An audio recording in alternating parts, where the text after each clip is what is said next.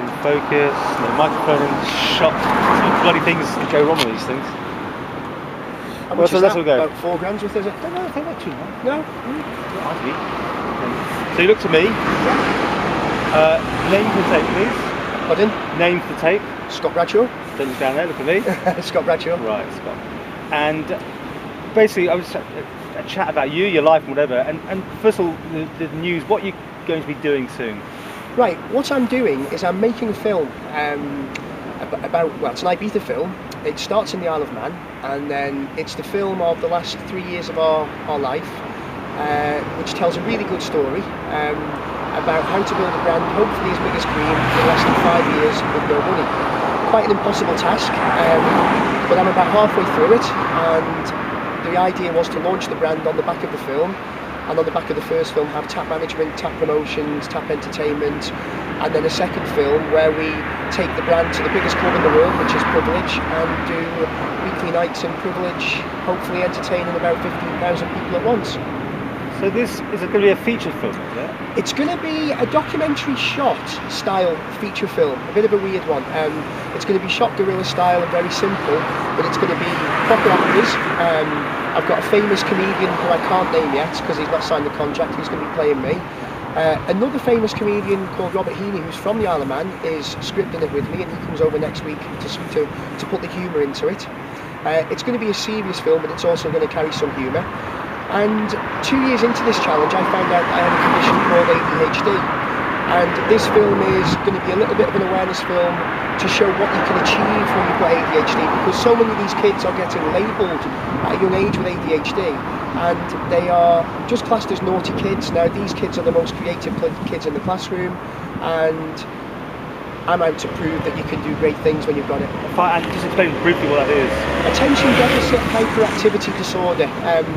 Basically, the people who get told to stand in the corner a lot, or go stand outside the headmaster's office, them kind of people.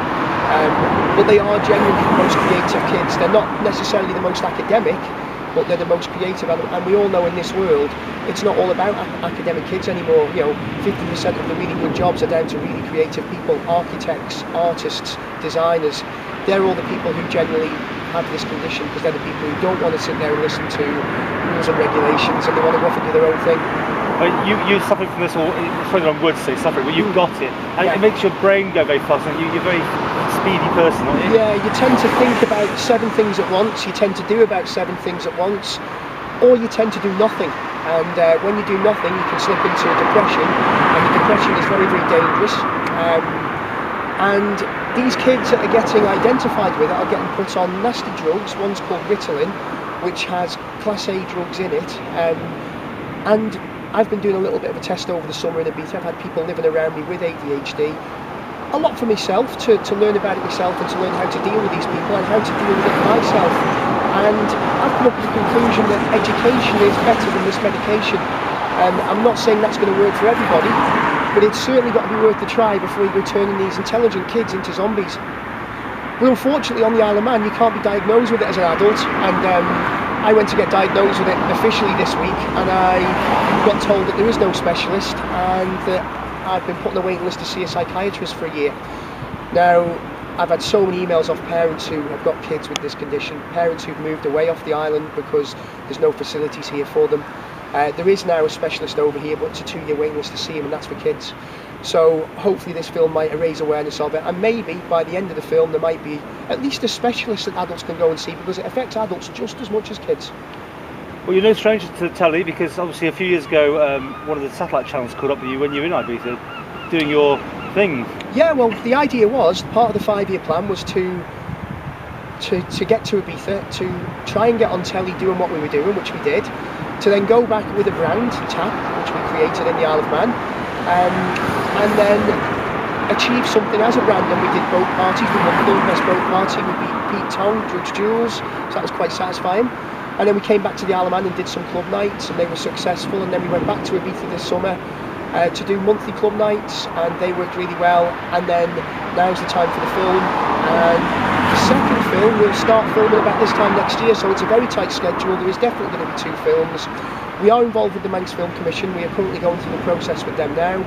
but ADHD does make you want to do things on your own. So I'm also got a bit of a backup plan, and I'm out raising the funds myself to make sure this thing happens 100%. And I've already got it to the stage now where it's definitely happening. But the better it happens, the better the film will be. So, you know, I'd like the Film Commission to be heavily involved in it, because they've been set up in the Isle of Man to support films, and with this being a Manx film and Manx people, I feel that we're entitled to it as much as anybody. So it's really going to follow your life? Yeah, just the last 3 years. It will start with some of the clips from my rallying career, because I was British rally champion in Group N at the age of 19. So it'll start with a few clips from the rallying, then it will go to, unfortunately, a police cell, where because of this condition a lot of people end up getting in trouble, and I made one mistake in life and I paid for it very, very heavily, and I've been paying for it ever since. And that's what makes me more passionate about raising awareness on this condition, and at the end of the day making a damn good film. And if we can bring a few tourists back to the Isle of Man, because although this film is about Ibiza, it does involve the Isle of Man heavily. There will be quite a lot of it shot here, and we will be involving Manx actors as well. And we've got such a good scenery here, it would be a shame not to use it, wouldn't it? So it's a story of two islands, one that got it 100% right and one that's still trying. It's not too controversial. That was lovely. Is it? No, I was jumping around a bit only because of time limitations. Yeah.